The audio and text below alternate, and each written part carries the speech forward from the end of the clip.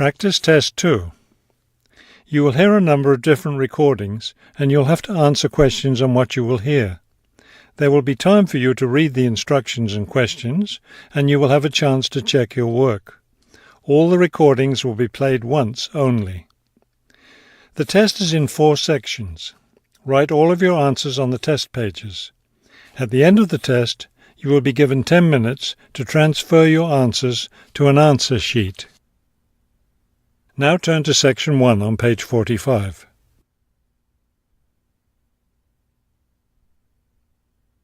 Section 1. You will hear a woman asking for information over the phone. First, you have some time to look at questions 1 to 5 on page 45.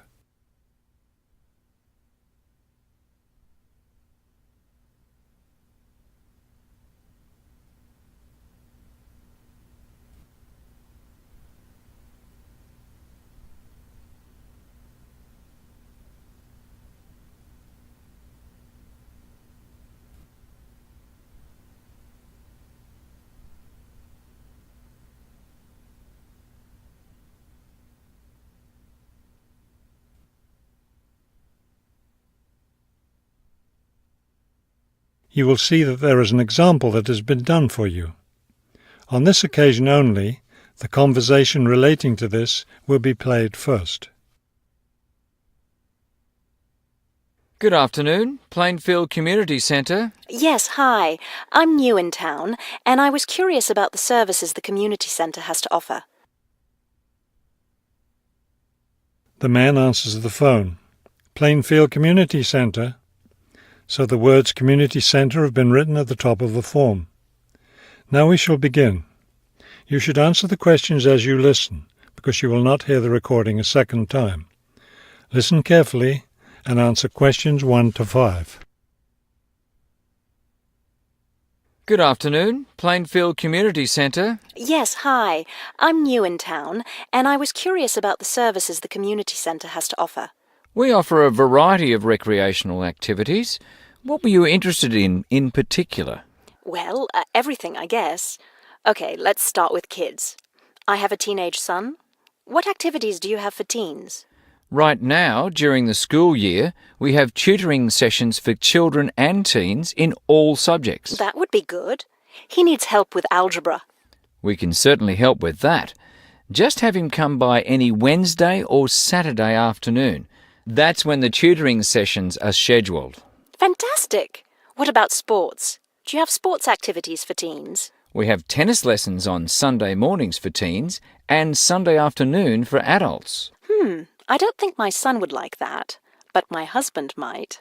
For myself, I'd be more interested in yoga. Do you offer yoga classes? We do. Our yoga classes take place on Tuesday and Thursday evenings. We divide it up into several groups. So there's one class for younger children, one for teens, and one for adults. Really? I doubt my husband and son would be interested, but I'd like to sign up for yoga. I also like reading. Do you have any book clubs? We have one just about to start. The first meeting will be next Friday morning. It will focus on early 20th century novels. Too bad it's Friday morning.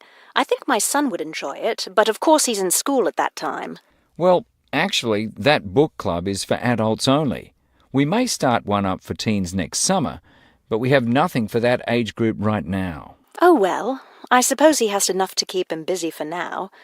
Now, what about fees? Do these classes and activities cost anything? Before you hear the rest of the conversation, you have some time to look at questions 6 to 10 on page 45.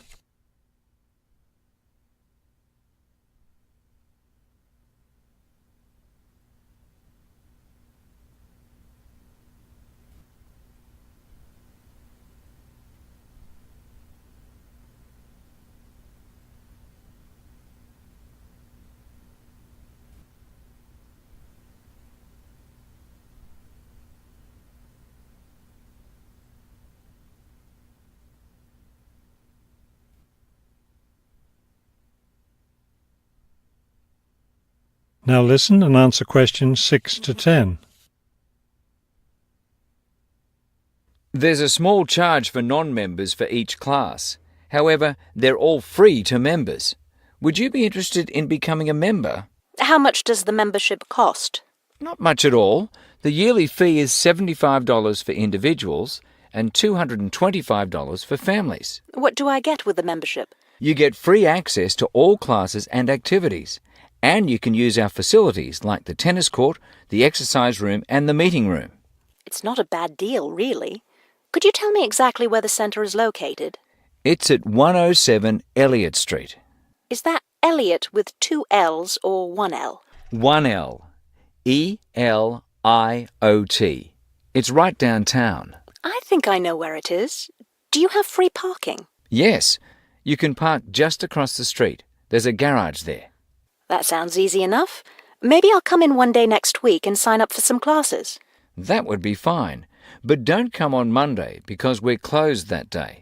We're open Tuesday through Sunday. Oh, thanks for telling me. Maybe I'll stop in on Tuesday then. Can I pay for the classes with a personal cheque? We accept cheques and credit cards. Okay, thank you very much. You've been very helpful. That is the end of section 1. You now have half a minute to check your answers.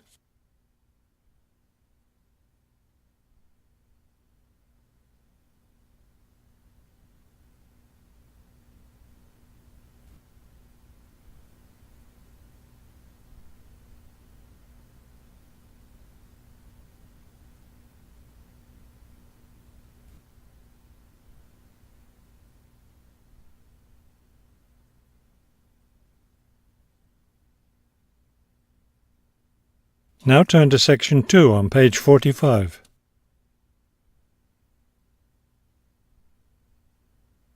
Section 2. You will hear a hike leader giving information about an upcoming hiking trip.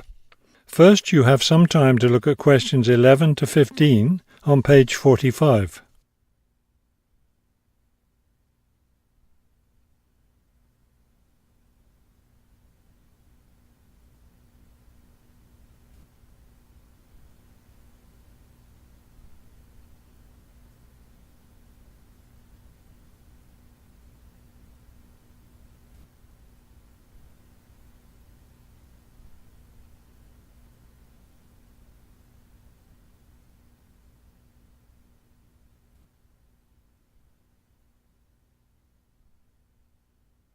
As you listen to the first part of the talk, answer questions 11 to 15.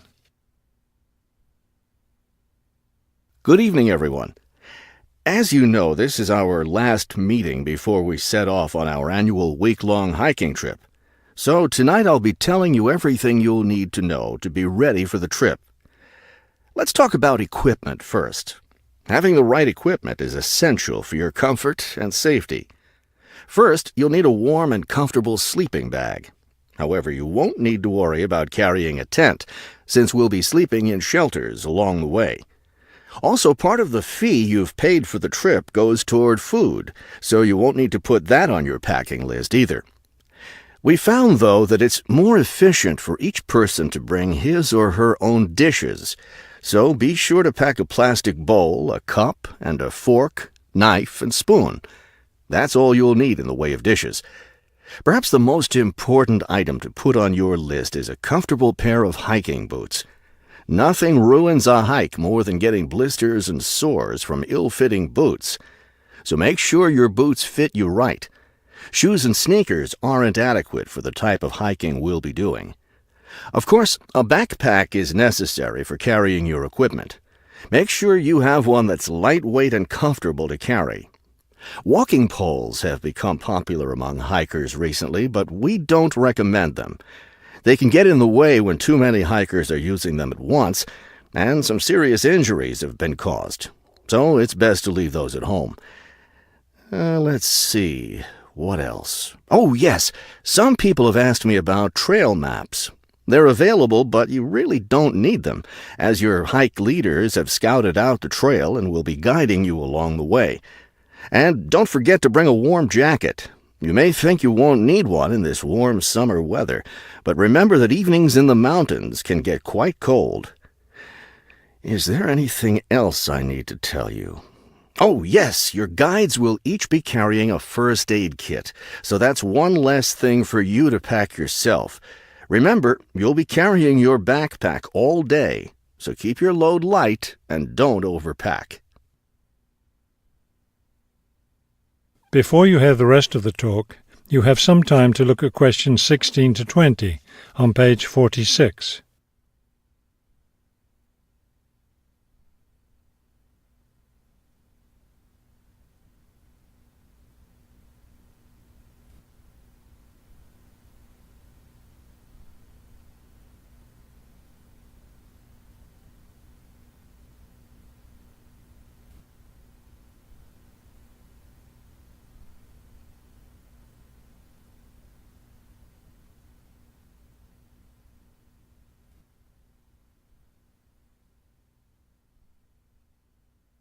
Now listen and answer questions 16 to 20. I know you're all experienced hikers, but it's always worth repeating the rules of the trail since they're so important. These rules are in place for the safety of everyone on the trip. As you know, there'll be a hike leader walking at the head of the line who will show the group the way. At the end of the line will be the rear leader, or sweep. It's important to always stay ahead of this person while we're on the trail. There are several different trails on the mountain where we'll be hiking, and they cross each other at some points. When you come to any intersection of trails, stop and wait for the rest of the group to catch up. This way we can be sure that no one goes off on the wrong trail. Let me emphasize here how important it is to stay on the trail. We'll be climbing through some steep and rocky areas. Don't be tempted to go off on your own and try to climb some rocks. That can be quite dangerous. Also, it's not likely, but it is possible that we'll encounter some large wild animals along the way. The last thing you want to do is try to feed any of them. That will just encourage them to follow us, which could lead to some dangerous situations.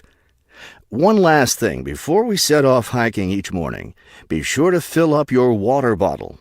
This is perhaps the most important safety rule.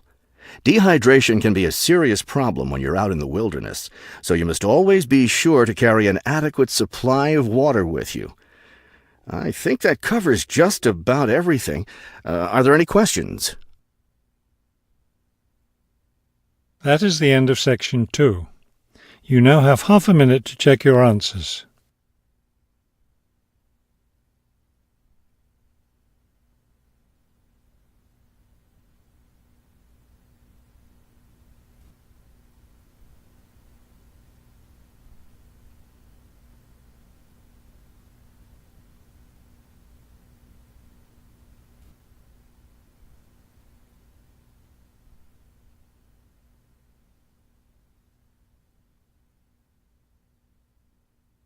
Now turn to section 3 on page 46.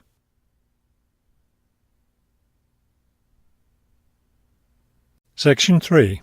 You will hear a conversation between a university student and a faculty advisor about the requirements for the student teaching semester.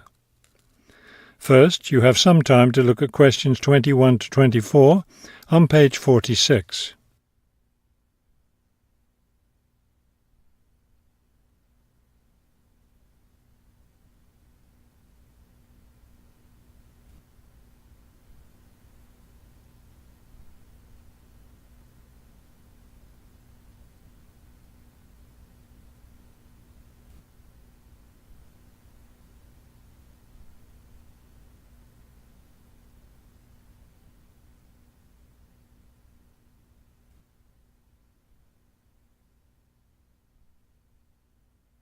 As you listen to the first part of the conversation, answer questions 21 to 24.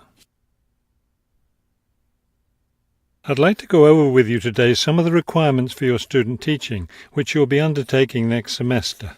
I'm really looking forward to working in a real classroom and teaching children, but I'm nervous about it too. One of my roles is to provide you with whatever support you may require. One thing that helps me do that is to know what you're doing in the classroom, so I require all my students to keep a journal about their teaching experience. That sounds like a lot of work. Will I have to write in it every day? Yes, if you can. You'll give it to me at the end of each week. Another thing I'll want from you is a few sample lesson plans. I'll let you know ahead of time exactly how I want you to do them. Several of us from the university will be student teaching at the same school. Are we supposed to get together regularly to discuss our work? I'll meet with each student teacher individually, but you aren't required to meet with each other. Of course, you can talk together as much as you want. You will, however, have to observe some of the other teachers in the school, besides the teacher you'll be working with. Then will I get an evaluation from my supervising teacher at the end of the semester? Actually, no. I'll do your evaluation, and I'll base it on several things. One is your required portfolio, which should contain samples of your class activities and your students' work. Another important thing is your term paper. Then there won't be a final exam? No, we don't feel that's necessary for student teaching. Before you hear the rest of the conversation, you have some time to look at questions 25 to 30 on page 46.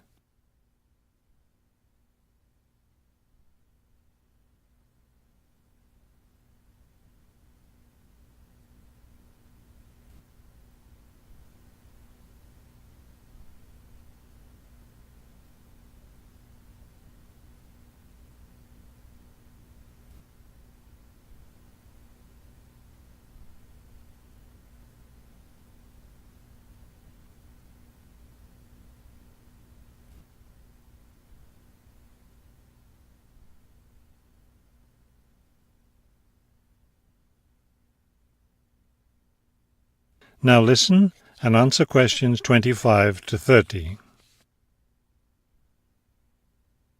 I know I have to get an agreement form signed. Since you're my advisor, are you the one to do that?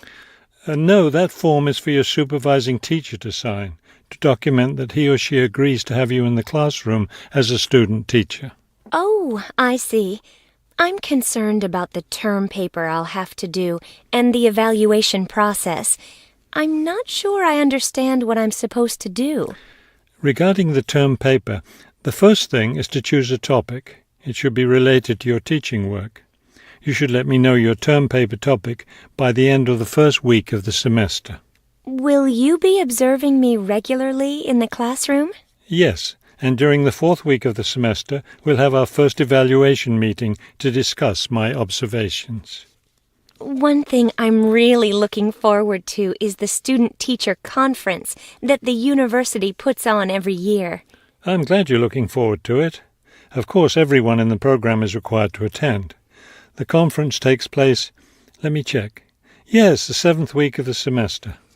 When will I have to turn in my term paper? The term paper is due by the end of the 14th week of the semester. Then during the 15th and final week, we'll get together one last time for a semester review. Wow, it looks like I have a busy semester ahead of me.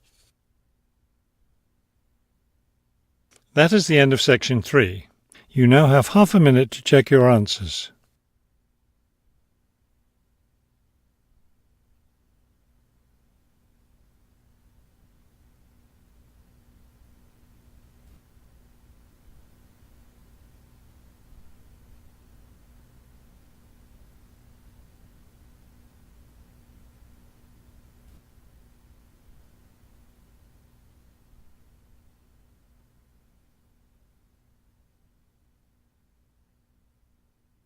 Now turn to section 4 on page 47.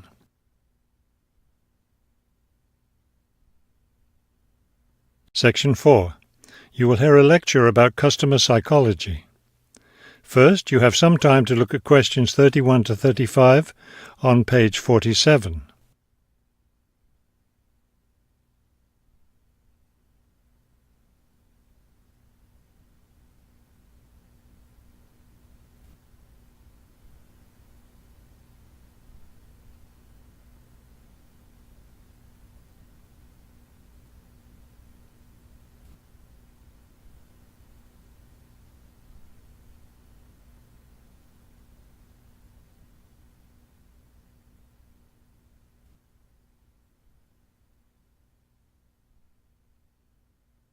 Now listen carefully and answer questions 31 to 35.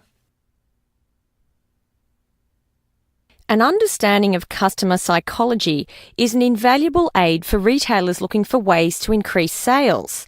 Much can be done to the store environment to encourage shoppers to linger longer and spend more money. The first aspect to consider is the physical organisation of the store. Placement of merchandise has a great deal of influence on what customers buy. For example, a common practice among retailers is to place the store's best-selling merchandise near the back of the store. In order to get to these popular items from the front entrance, customers have to walk down aisles filled with merchandise that they might not see otherwise. Carpets are also used to direct customers through particular areas of the store. Retailers choose carpets not only for their decorative or comfort value, but also because lines or other types of patterns in the carpets can subtly guide shoppers in certain directions. Besides encouraging shoppers to go to certain areas of the store, retailers also want to keep them in the store longer. One way to do this is to provide comfortable seating throughout the store, but not too close to the doors. This gives customers a chance to rest and then continue shopping. Retailers can do a number of things to create a pleasant atmosphere in the store, thereby encouraging more purchases. Music is commonly used, not as entertainment, but as a calming influence. It can slow the customer's pace through the store, making them spend more time shopping and consequentially making more purchases. Scents are also used in various ways. Everyone has had the experience of being drawn into a bakery by the smell of fresh bread. Experiments have been done with other types of scents as well. For example, the scent of vanilla has been used to increase sales in clothing stores. Before you hear the rest of the talk, you have some time to look at questions 36 to 40 on page 48.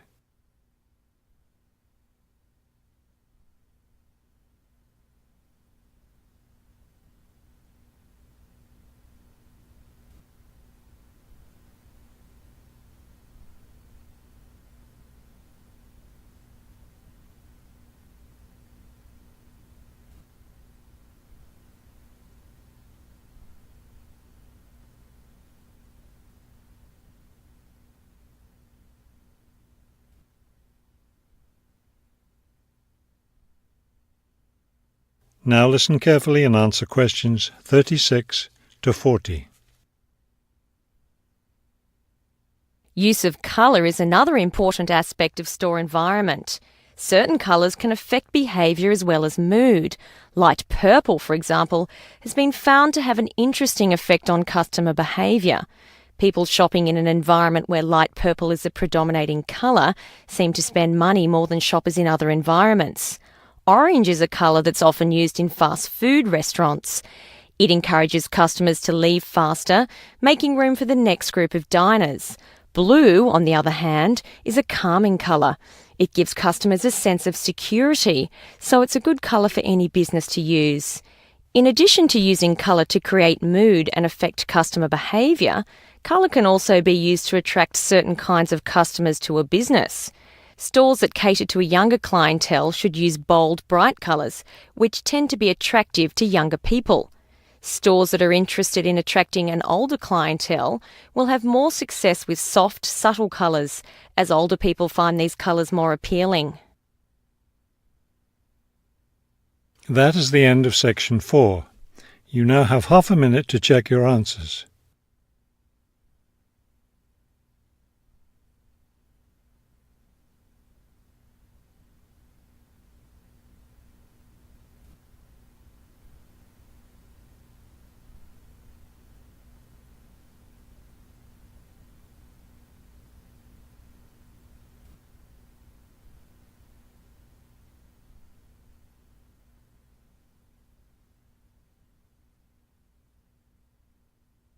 You will now have 10 minutes to transfer your answers to the listening answer sheet.